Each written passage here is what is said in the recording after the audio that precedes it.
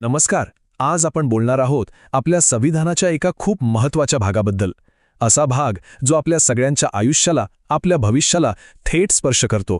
चला तर मग कलम 16च्या जगात प्रवेश करूया.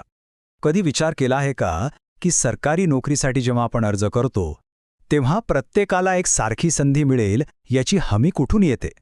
हा जो प्रश्न आहे ना, यातच आजच्या आपल्या चर्चेचं सगळं सार दडलेलं आहे. आणि त्या प्रश्नाचं उत्तर आपल्याला मिळतं आपल्या संविधानाच्या कलम 16मध्ये. हे फक्त एक कलम नाहीये, तर हे एक वचन आहे, प्रत्येक भारतीय नागरिकाला दिलेलं समान संधीचं एक पक्कं आश्वासन. तर आज आपण काय काय बघणार आहोत? आपण 5 मुख्य मुद्द्यांवर बोलणार आहोत. सगळ्यात आधी समानतेचं वचन म्हणजे नेमकं काय, मग त्याचे काही मूलभूत नियम, त्यानंतर यात काही अपवाद आहेत का तेही पाहू, मग सगळ्यात महत्त्वाचं आरक्षणाची चौकट कशी आहे, आणि शेवटी ह्या सगळ्यामध्ये एक बॅलन्स, एक समतोल कसा साधला जातो हे समजून घेऊया. चला तर मग सुरुवात करूया पहिल्या मुद्द्यापासून. या कलमाच्या अगदी मुळाशी, त्याच्या केंद्रस्थानी नेमकी कोणती कल्पना आहे ते पाहूया. तर ती कल्पना आहे संधीची समानता. सोप्या भाषेत सांगायचं झालं तर सरकारी नोकरीची जी काही शर्यत आहे त्यामध्ये प्रत्येकाला एकाच स्टार्ट लाईनवर उभं केलं जाईल. तुमची पार्श्वभूमी काहीही असो, तुमचा धर्म, जात, काही, ते तुमच्या आड येणार नाही. हाच या कलमाचा आत्मा आहे खरं तर. पण हे समानतेचं वचन फक्त कागदावर राहून चालेल का? नाही ना, त्यासाठी काहीतरी ठोस नियम हवेत. तर आपला पुढचा भाग बरोबर याच नियमांबद्दल बोलतो. आता इथे बघा, ही 2 कलमं म्हणजे जणू एकाच नाण्याच्या 2 बाजू आहेत. एकीकडे आहे कलम 16(1) जे एकदम सकारात्मकपणे सांगतं की हो, सगळ्यांना समान संधी मिळेल, ही झाली गॅरंटी. आणि दुसरीकडे आहे 16(2) जे स्पष्टपणे बजावतं की या कारणांवरून भेदभाव करता येणार नाही. म्हणजे एकीकडे हमी तर दुसरीकडे त्या हमीला मिळणारं संरक्षण. पण बघा, कोणताही नियम असा अगदी सरसकट लागू करता येत नाही. कधीकधी वास्तवातल्या गरजा वेगळ्या असतात आणि मग त्या सामान्य नियमांना थोडंसं बदलायची गरज पडते. आणि बरोबर येथेच कलम 16मधले अपवाद समोर येतात. आणि हे अपवाद खूप विचार करून ठेवलेले आहेत. जसे की पहिला अपवाद, तो संसदेला अधिकार देतो की एखाद्या राज्यातल्या नोकरीसाठी तिथे राहण्याची अट म्हणजे रेसिडेन्सीची अट लावता येईल. हे का? तर तिथल्या स्थानिक लोकांना प्राधान्य मिळावं म्हणून. आणि दुसरा अपवाद आहे धार्मिक संस्थांबद्दल. म्हणजे समजा एखादी धार्मिक संस्था आहे तर तिथलं महत्त्वाचं पद त्याच धर्माच्या व्यक्तीसाठी राखीव ठेवता येतं, जेणेकरून त्या संस्थेचं मूळ स्वरूप आणि पावित्र्य जपलं जाईल. आणि आता आपण येतोय या कलमाच्या सगळ्यात गुंतागुंतीच्या आणि सगळ्यात जास्त चर्चिल्या जाणाऱ्या भागाकडे, तो म्हणजे आरक्षण.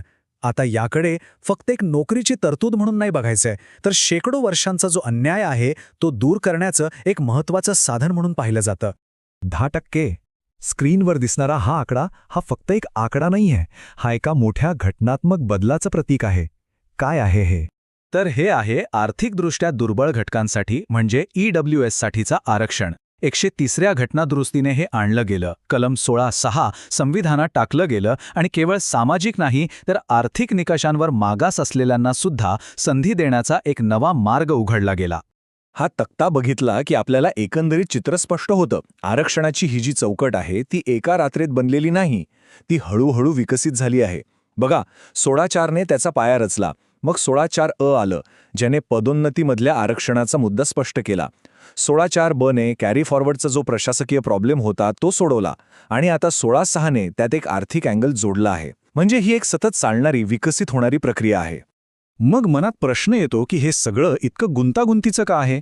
याचं कारण असं आहे की इथे एक खूप नाजूक बॅलन्स साधण्याचा प्रयत्न आहे. एका बाजूला आहे प्रत्येक व्यक्तीचा समान हक्क आणि दुसऱ्या बाजूला आहे समाजाची एक ऐतिहासिक जबाबदारी. आणि हे वाक्य बघा किती अचूकपणे या कलमाचं सार सांगतं. कलम 16 हे वैयक्तिक समानतेचे तत्त्व आणि उपेक्षित गटांसाठी सामूहिक सामाजिक न्याय मिळवण्याचे ध्येय यांच्यातील एक नाजूक घटनात्मक संतुलन आहे. म्हणजे खरं तर ही एक तारेवरची कसरतच आहे, जिथे एकाच वेळी प्रत्येकाच्या समान हक्काचा आदर करायचा आहे, पण त्याचवेळी जे गट शतकानुशतके मागे राहिले आहेत त्यांना पुढे आणण्यासाठी विशेष प्रयत्नही करायचे आहेत. आणि म्हणूनच कलम 16कडे आपण फक्त कायद्याच्या पुस्तकातले काही कोरडे नियम म्हणून बघू शकत नाही. ते एक जिवंत, सतत बदलणारं एक डायनॅमिक साधन आहे. एक असं साधन जे एक अधिक चांगला, अधिक न्यायपूर्ण समाज घडवण्याचं स्वप्न बघतं.